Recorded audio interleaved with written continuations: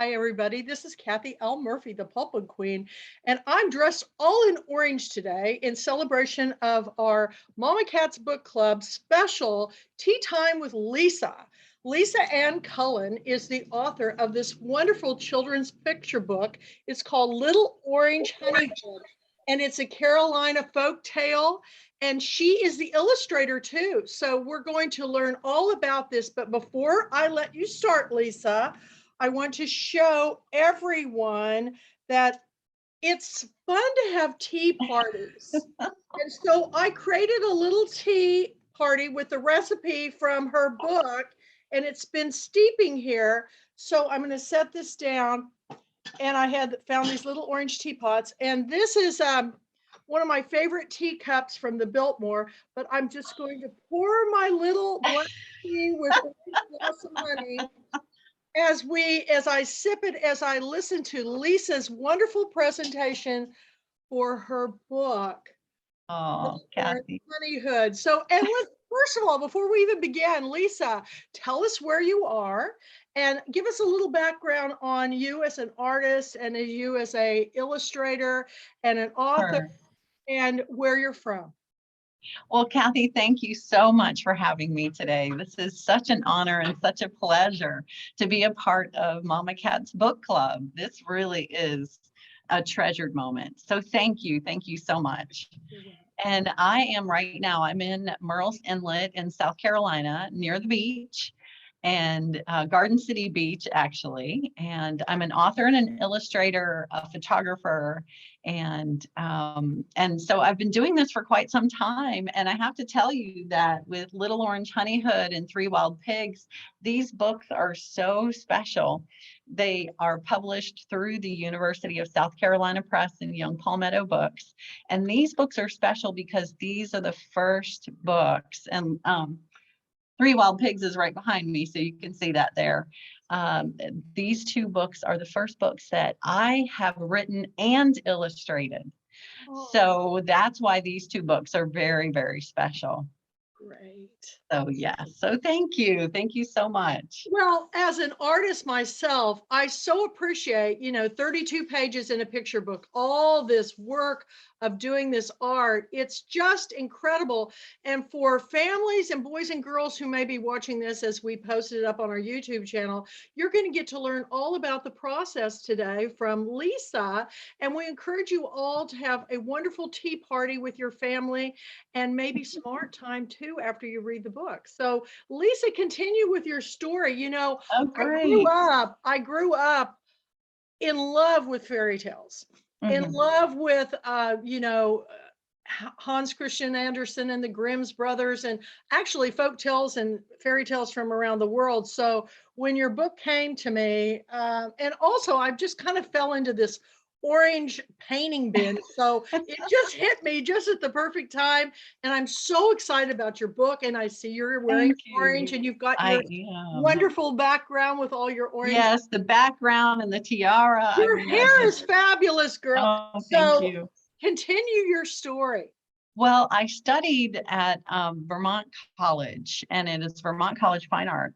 And I studied with Eric Kimmel, and that's what he does. I know. He retells folk tales. And so he taught us how to do that.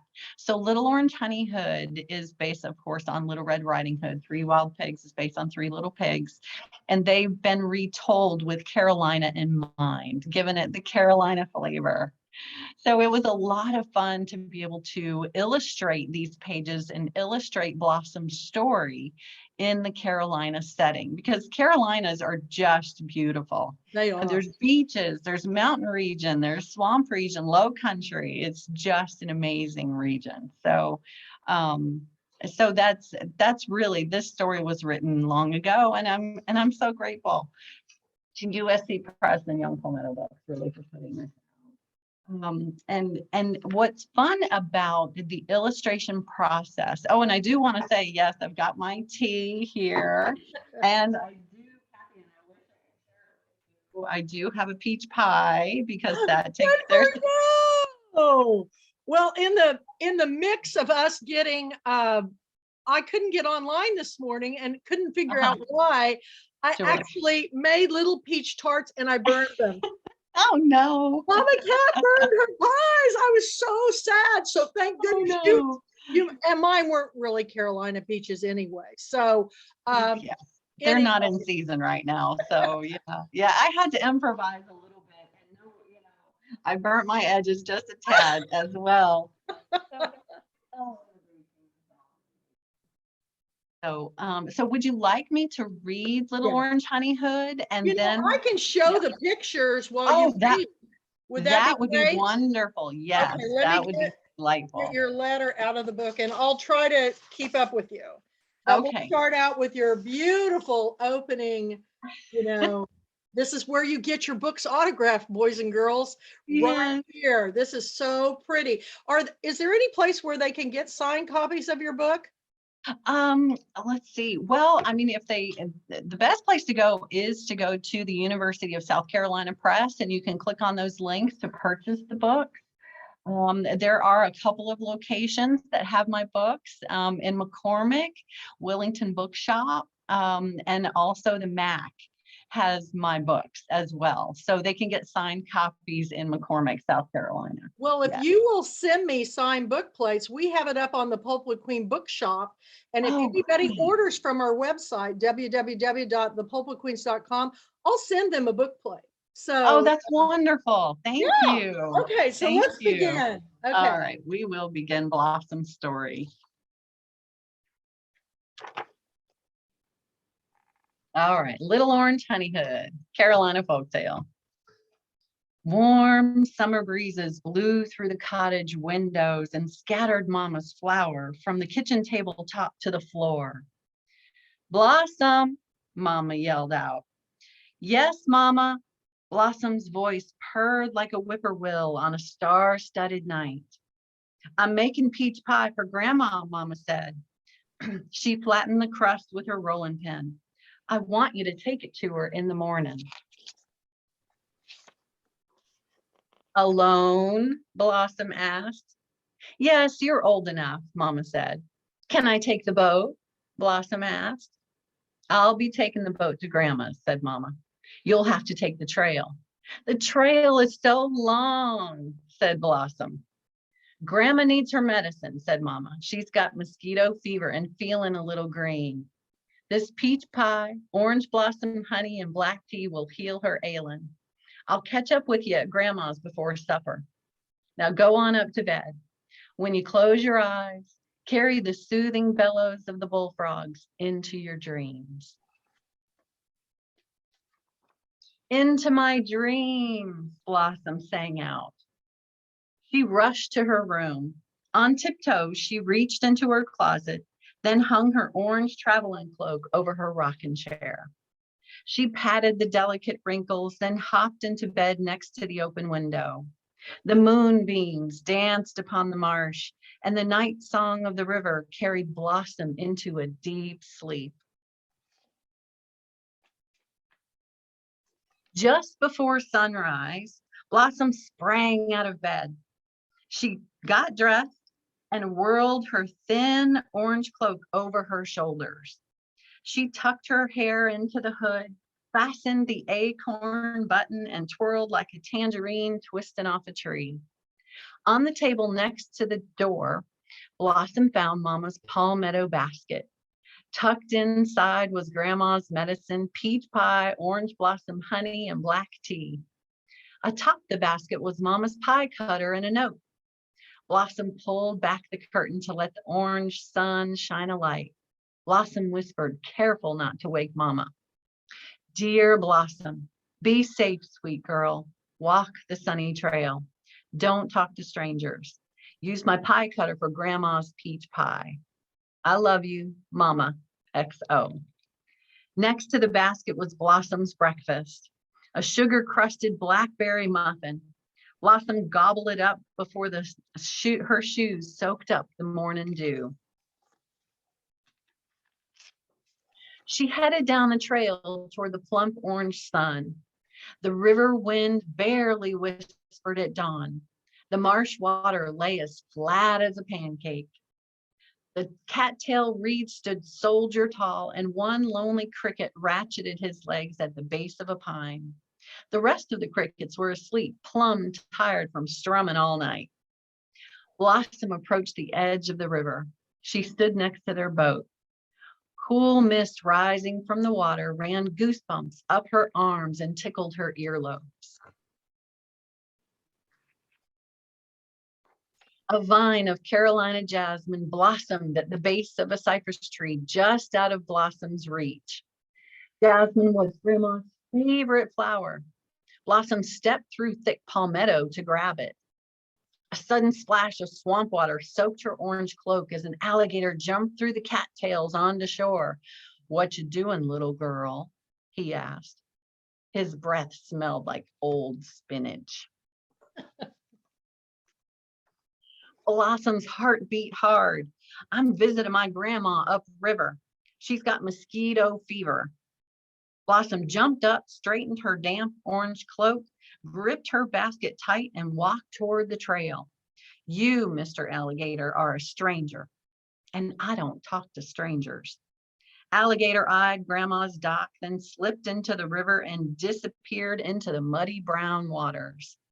Blossom headed up the trail toward Grandma's house, jumping over cypress knees and fallen pines. "I'm coming, Grandma," she panted as she ran.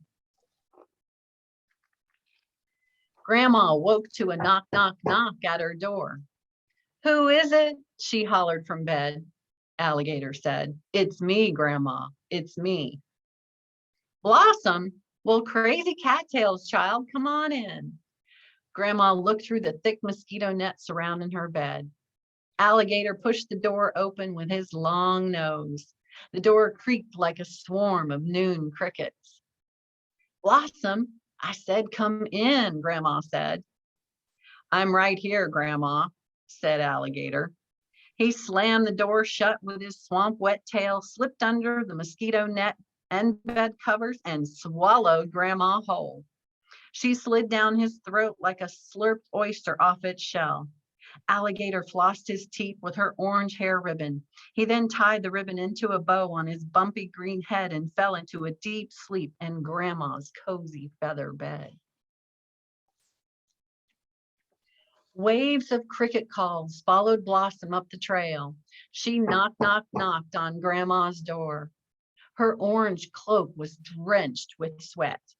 In a low, mossy voice, Alligator said, "Come in." Blossom entered and slipped on the wet floor. "Grandma, there's swamp water under my feet."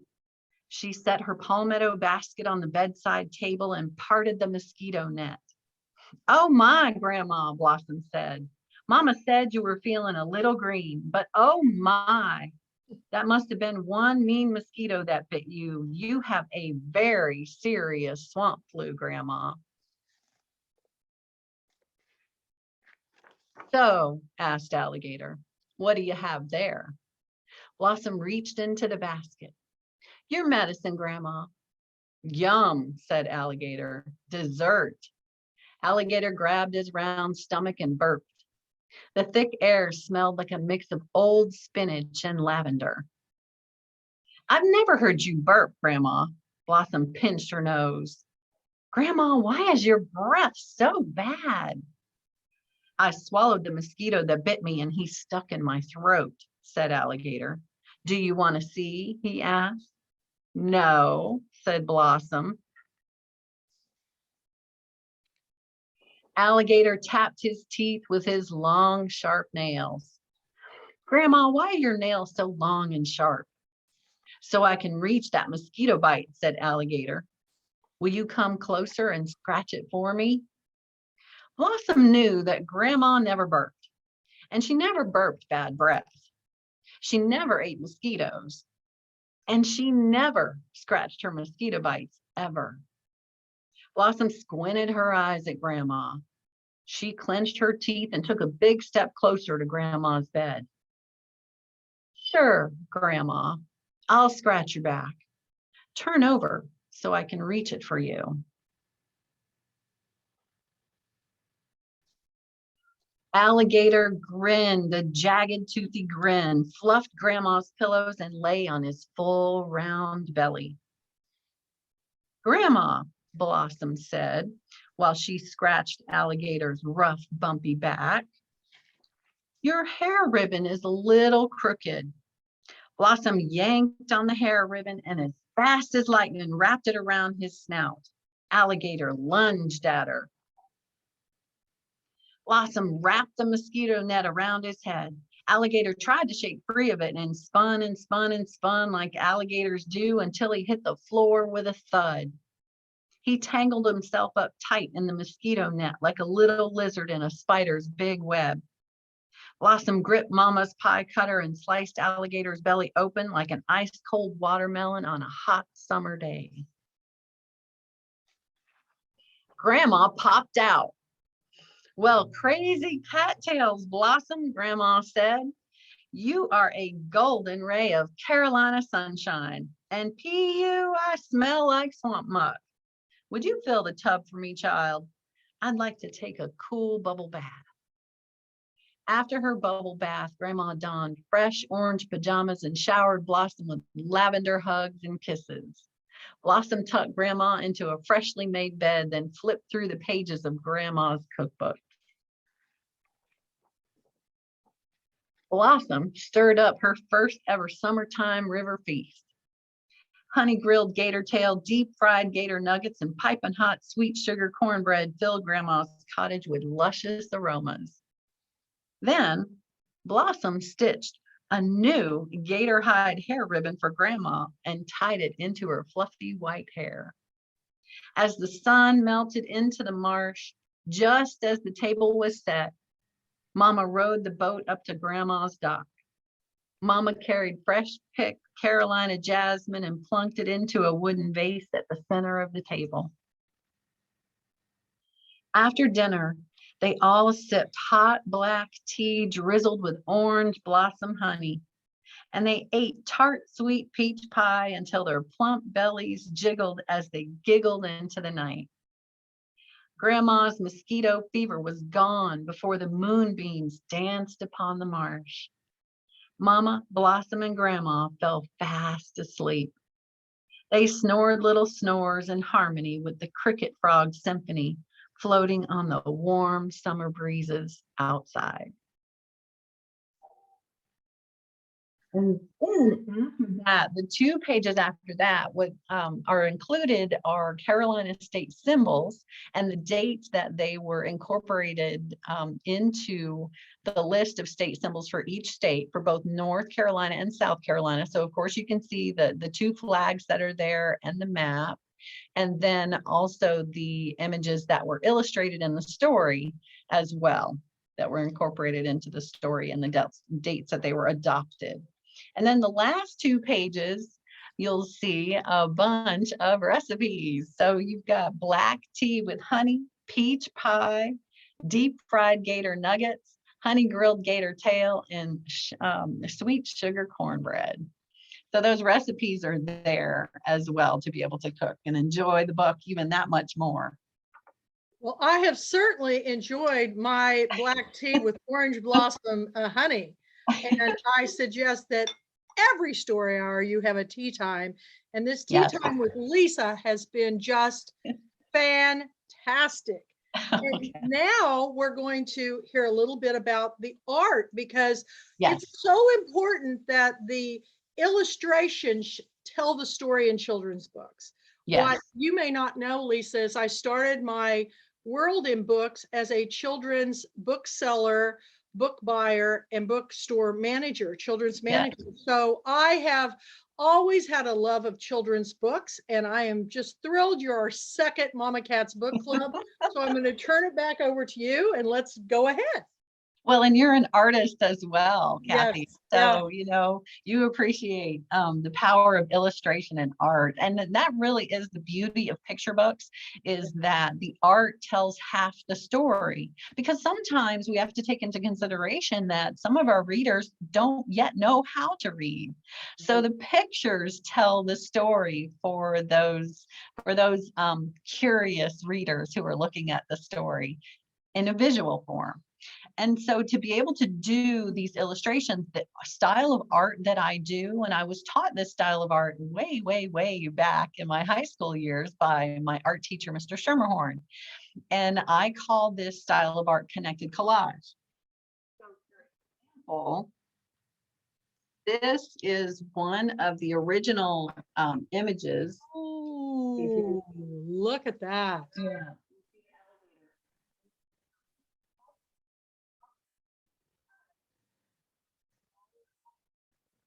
Can't hear you, Lisa. For some reason, we've lost out. There we go. Okay, can you hear me There, now? yeah, I can hear you. Okay, so connected collage, what it is small elements of painted or plain paper, even white paper, watercolor paper, are all brought together to create the art. And there are no pencil marks, no pen marks, nothing on the front side. So what I'll do is first I'm going to talk you through how to do connected collage. And the is this. So if the viewers would like to get a pencil and a piece of paper, this is what you can do to inspire the art. So what I want you to do is think about a memory you love, or think about a place that you want to visit, one or the other, either one. Ooh. The next thing I want you to do is to list 3 elements from that memory that you have or the place that you want to visit. So 3 elements, 3 things that come to your mind's eye. So for example, I recently visited the beach here at near Murrells Inlet here at Huntington State Park. And it was a cool morning, and this is a few months ago, and I'm walking along the beach, and I've got my camera with me, and I'm spending the day there. The sun is shining bright, the sky is blue, the water is just a gorgeous shade of green. I mean, it was just beautiful. And all along the shore were starfish, hundreds of starfish. So this is just an example of a memory that I have. So so what I would list as my 3 elements are sand, sea, and starfish. Those are my elements. The next thing I want you to do is think about the feelings that you have associated with that event or the place that you want to visit. What are those feelings? What feelings come to you? So for me, in this particular memory, I felt happy, I felt warm, I could feel the salt on my skin. So just list those feelings, because by adding emotion into the art, in a sense, creates illustration. And it also deepens the texture of your art by thinking about those emotions as you're creating. So that's the beauty of connected collage, is you think about those elements and you imagine those feelings as you're doing the art. So the first thing you have to do with connected collage is to make color boards. And you use watercolor paper. Yes. And it's 140 pound cold pressed watercolor paper. So this is one, and I'm going to go through the tools that you need to do connected collage. So watercolor paper is one thing that you need. You need paintbrush, pencil with eraser, scissors. This is a hole punch, which is sometimes optional if you need it. An X-Acto knife is also optional, but sometimes it's good to have if you need it. Watercolor paints. I like to use the tubes of watercolor paints. You'll need glue and tape. And sometimes toothpicks. Toothpicks help to maneuver elements around the paper. And I did prepare the paints ahead of time. So you need cups to put the paints in. And in this example, we're going to do 3 different colors. So I've got green, purple, and blue. And then you also need 2 larger cups of water. 1 cup of water is clean water, and 1 cup is where you clean your paintbrush. And you also need paper towels. Paper towels are great to have as part of connected collage.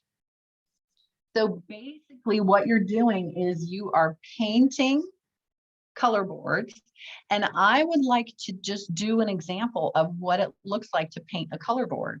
So I'm going to tilt my computer and show you the process, and then I'll show you what it makes. All right, let's make sure you can see that. Can you see that, Kathy? Yeah, it's great.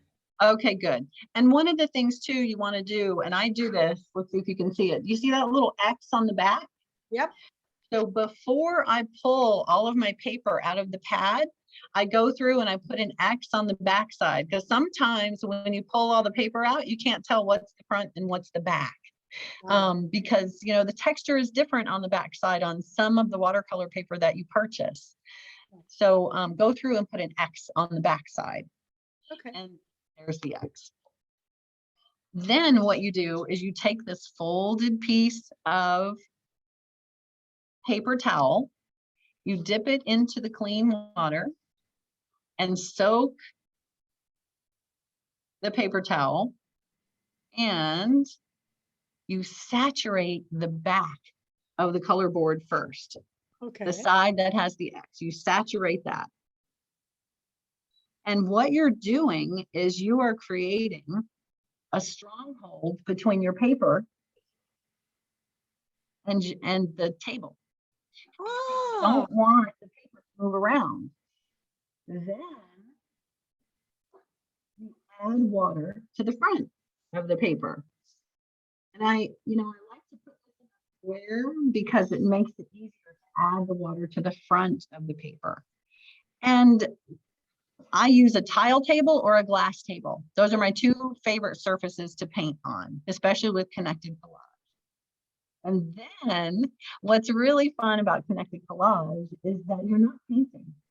You are dripping paint. You're just dripping. You're not actually painting. So typically what I'll do is I'll create color boards that could be one color, a combination of two colors, or a combination of three colors. So in this demonstration, I'm going to do a combination of three colors just so you can see what happens. And what you do is you just dip your clean paintbrush in your paint and you just drip. And you just drip. And what it does, depending on how much water you have on your paper, it's just going to blend and blur and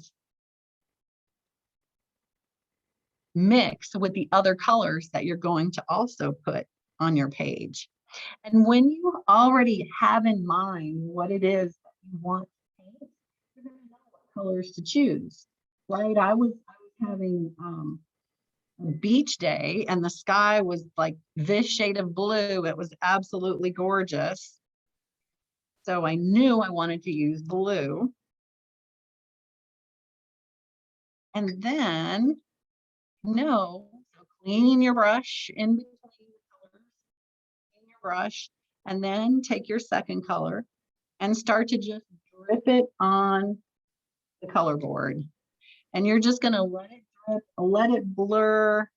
Don't put the brush on the paper. I know it's really hard to read that, but that's what we do when we paint. This is connected collage, so it's a completely different process. Then clean your brush and go for the third color. And I do let these color boards dry overnight.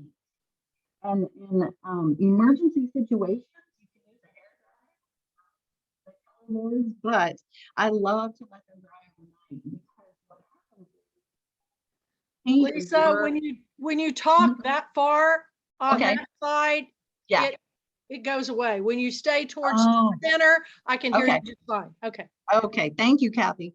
Yeah. So, yeah, so you can, I typically let these color boards dry overnight. All right. So that kind of gives you a good idea of what you're doing when you're creating these color boards. Sometimes if you just want one color, just let it all blur for one color. But if you want more than one color, then you And see what happens is when you pick it up, it kind of blurs, it moves around, but I'm going to move it right now just because I want to jump to the next stages. Okay. Okay, so that is how you create color boards. Let me clean up just a minute here. And it's real easy cleanup when you're doing it on a glass table. It's a real easy cleanup. All right, because it can get kind of messy. And the fun part is if you're doing this with family and friends and everybody creates color boards, it's exciting to be able to exchange scrap pieces once you start to cut out your pieces. Then you can add the colors that they use. So really it's a connected art project that is a lot of fun to do with friends and family. That's awesome. Okay, so here's, it has a lot of different colors in it, and it dried overnight. And I have decided to use this as a background at some point. So once all of your color boards are dry, it's funny how you might change your mind on what color board you want to use as your background, because that particular color board you're not going to cut. Would that be for like a 2-page spread or just a 1-page spread? Well, this piece would probably be a 2-page spread. Yes, okay. Absolutely. If I wanted to turn it this way, then that could potentially be a 1-page spread just shrunk down. Exactly. So this could be a 2-page spread. Yeah. So here is another color board. Ooh. I know, isn't that pretty? Very pretty. Yeah. So again, it's in thinking about that memory of going to the beach and seeing the starfish and the water mixed with the sand. So there are 2 colors here. There's kind of the teal green of the ocean and then the sand mixed with it. And then here's another little color board that's just a mix of colors that could potentially be a starfish. So once the color boards are dry, and usually you can let them dry overnight. And they should be dry by the next morning. So you really want to make sure that the paper is dry before you start to cut, because then it's easier to cut the images. So the next step is to draw the images on the back. So for this one, I know I want an orange starfish. So I look for the orange on the front and I only draw on the back, never draw on the front. So you just draw very simple. I've already sketched it out, so I'm just going over it. You just draw out what it is you want, and then you cut it out. So this is so cool. How much fun would this be to do with your families, you all? A perfect Saturday activity. Yeah, it's a lot of fun because you're able to share these color boards with your friends and family, and then just use the scrap pieces of art. The scrap pieces of art are just golden, because let's just say I'm doing this with my friends, and one of my friends, she does an orange color board that kind of looks a little bit like a rising sun, because I was at the beach, early in the morning. I didn't do an orange color board. And so once she cuts out the elements that she wants from her orange color board, she can share it with me, and I can cut out a sun from her orange color board or orange yellow color board, and I can create a sun as part of my image. So again, connected collage has more meanings than just connecting small elements in the art. You're actually connecting with other artists and sharing color boards. I love that. Yeah, so that's where the term really comes from. It's both. You're doing both. So here is my little starfish. Oh. All right. So I know I want to use, for this example, I'm just going to use this as my background with the sand and the sea.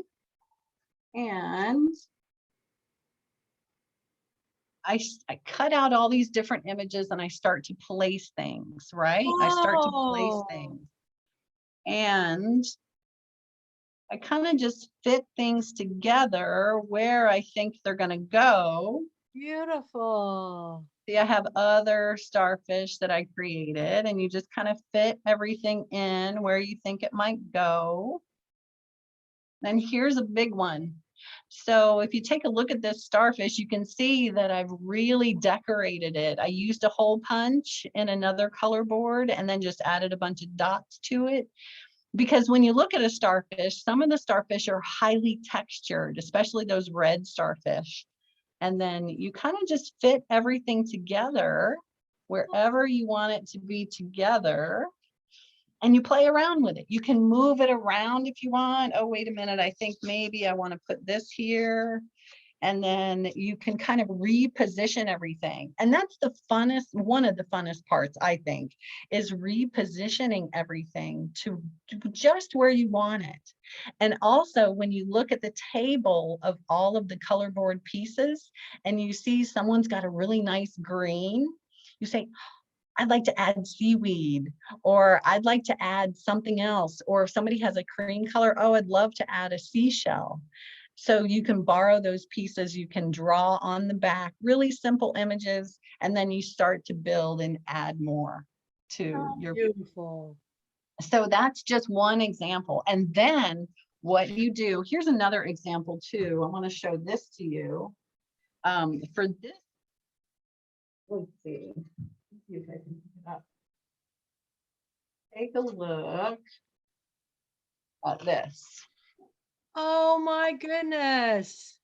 So this is something completely different. You know, this is a different memory of going to the zoo long ago with my family and elephants. So you can see a sun in the background, you can see elephants in the foreground, you can see trees in the middle ground. And so, and look at all the different colors. You know, elephants aren't typically yellow, but it's art. So you can make them any color you want. I So love yeah, there's just different things that you can imagine. And so give yourself time when you're building these pieces, because what you do is when you lay out all these small elements to create the larger art, it gives you the opportunity to even change backgrounds if you have another background and see what that looks like. So it's a slow process, but it's fun. It's very fun. So then, okay, now I know what I want. I want this in this position. So what I start to do is I take my pieces and I start to tape them together. Once I have them in the position that I want, I tape them together, and you put the tape on the back. Right. So, and you make sure that the tape doesn't show. You don't want the tape to show.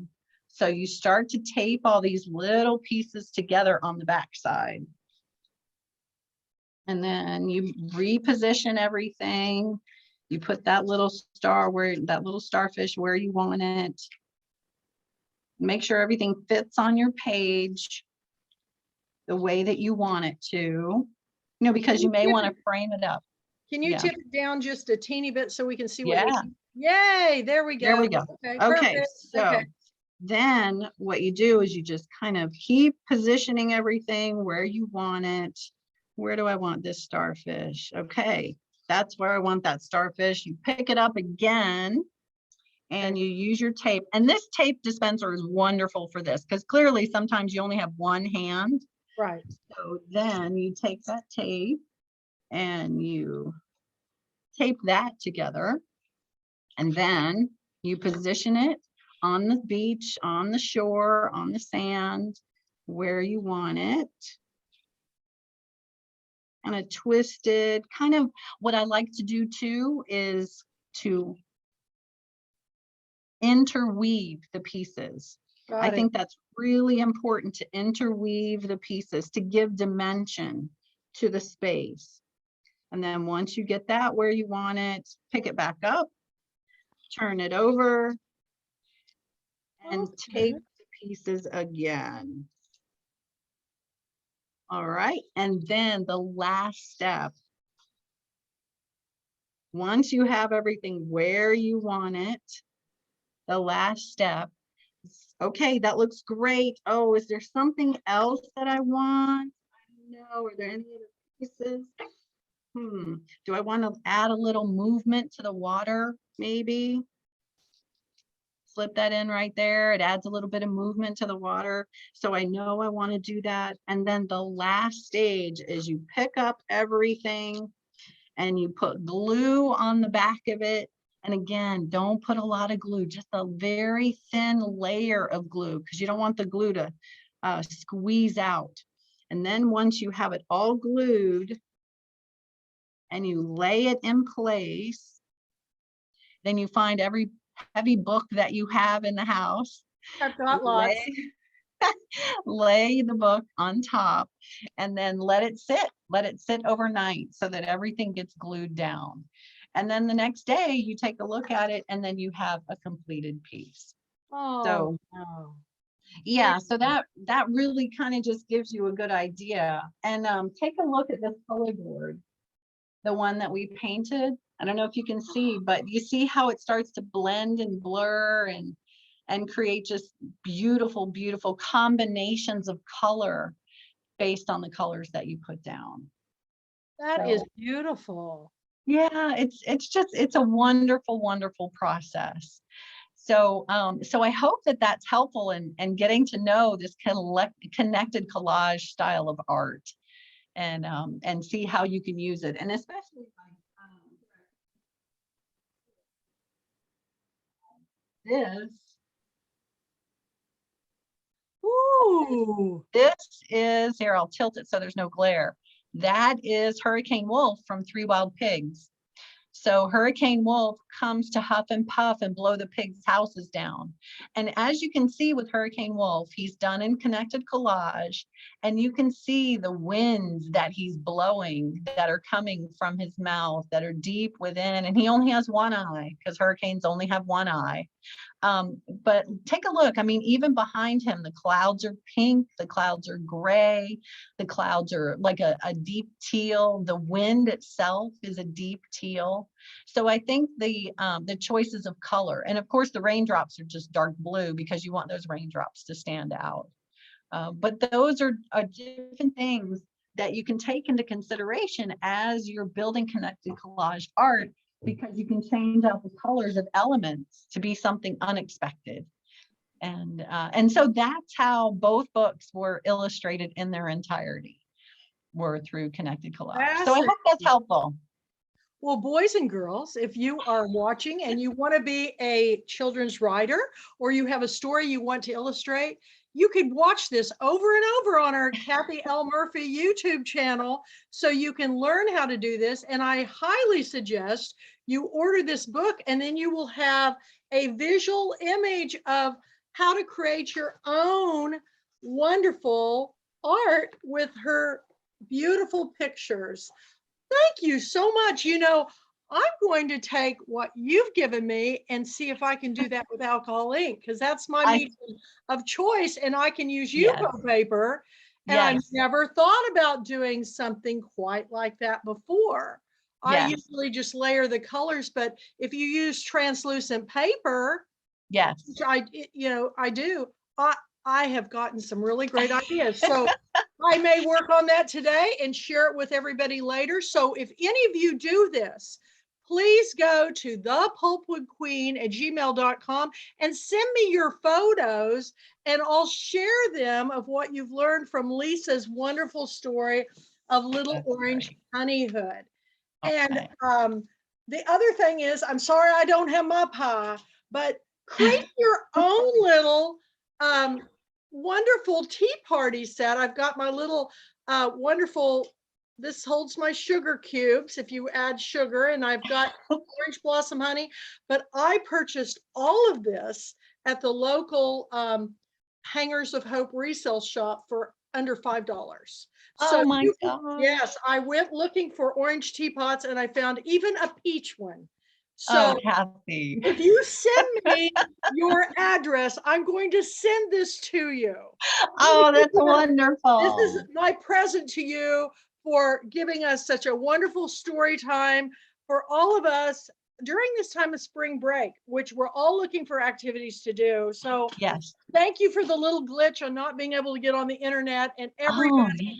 I'll be sharing this, and please share this with your children or your book clubs. And Lisa, you have another book in the works that I'm very excited about. Can you share anything about what you're doing next? Oh, sure. Yes, it's the third book in the series. And it comes from the mountain region. Like I said, in South Carolina, we've got beaches, we've got the low country, we've got the mountains, we have everything. So I really wanted to target the Piedmont region in South Carolina. And so this story, Haskell and Greta, sounds like Hansel and Gretel. Haskell and Greta takes place in the mountain region. So that is the third book that I am working on. So I'm very excited. Hopefully it'll be out this year, and I can't wait to share it and make it a part of a set, the particular set, this Carolina Folktale set. Well, for everybody listening, when I first learned of all of this, I said, oh my goodness, Lisa, you're in South Carolina. My favorite place in the world is the Pat Conroy Literary Center. Have they ever thought about featuring you as a children's author and illustrator? And lo and behold, tell them what you've been doing, Lisa, during the summer at the Pat Conroy Literary Center. Well, I'm so excited to say that we are going into our 5th year of Camp Conroy Build-A-Book. So awesome. For those who haven't heard of it, Camp Conroy Build-A-Book is a 2-week program where we have campers ages 8 to 14 come and spend 2 weeks with us at the Beaufort Middle School there in beautiful Beaufort, South Carolina. And in 10 days, 2 weeks, campers write prose, they write poetry, short stories, they build art, they create sculpture, they do photography, and they build a book together. So it is a full anthology of their works. And by the last day, they're doing a reading from their book. So they're essentially building a book. And then, of course, thereafter it gets published, and they're published authors. So in conjunction with that, in tandem with that, there is also a writing contest for ages 8 to 14 for the kids who can't go to the camp, are unable to go. It is an in-person camp in Beaufort. Kids can submit their works for consideration to be published in the book. So yes, so if you go to the Camp Conroy site, you will find a link for Camp Conroy at the all sponsored by the Pat Conroy Literary Center, and you will find all of those details. Also, Reading Nation magazine has all of the details as well to talk about the camp and to talk about the writing contest, because it's both. They both happen together, and you'll see the dates for registration. Registration is open for Camp Conroy. So, and we only have 20 campers. I'm a big kid. Can I come? And I would love to come, but I have never been so excited when Lisa told me that she's been doing this for so long. I thought great minds work alike, because we partnered with the Pat Conroy Literary Center, and we do at our annual book club convention a fundraiser, a silent auction fundraiser every year to raise funds to do the Pat Conroy Book Club Festival and to help initiate all these reading initiatives that they are experts at doing, and one of the best not-for-profits I know of in the country. So Lisa, thank you. And what serendipity. I am so thrilled that you as an artist and author and illustrator have been brought into my life. I want to have you back for your next book. And I hope everybody will tune in to watch Mama Cat's Book Club. You never know what I'm going to wear. I try to tie in. I've got all my wild orange and teal colors to go in with your beautiful thing. And send me your address and I will send you. And Thank you, Kathy. You some East Texas honey. Yeah, so, that sounds great. So thank you so much. Everybody go to the KathyL.Murphy channel on YouTube. Please subscribe. It's really important. And then that way you don't miss a single notification of everything that's being posted. But our pick of the day for Mama Cat's Book Club, Little Orange Honey Hood. And thank you so much for being with us and being so forthcoming and explaining to us the process of your book. Absolutely. Thank you, Kathy, for having me. Thank you. It's been an honor. Well, it's always about the story, and this is a great one. This is Thank you. 5 diamonds in the Pulpwood Queen tiara, you all. So it's got my official stamp of approval, and we're going to be having every one of our authors and illustrators at Mama Cat's Book Club is going to be added to our reading list for children. So at the end of the year, we're going to be voting on our children's book of the year. We did it years ago and we're bringing it back. So you will be included, Lisa. Oh, that's So, wonderful. keep this in mind, get the book today, and have a wonderful weekend. Thank you, Kathy. You too. Thank you. Okay, bye-bye. Bye-bye.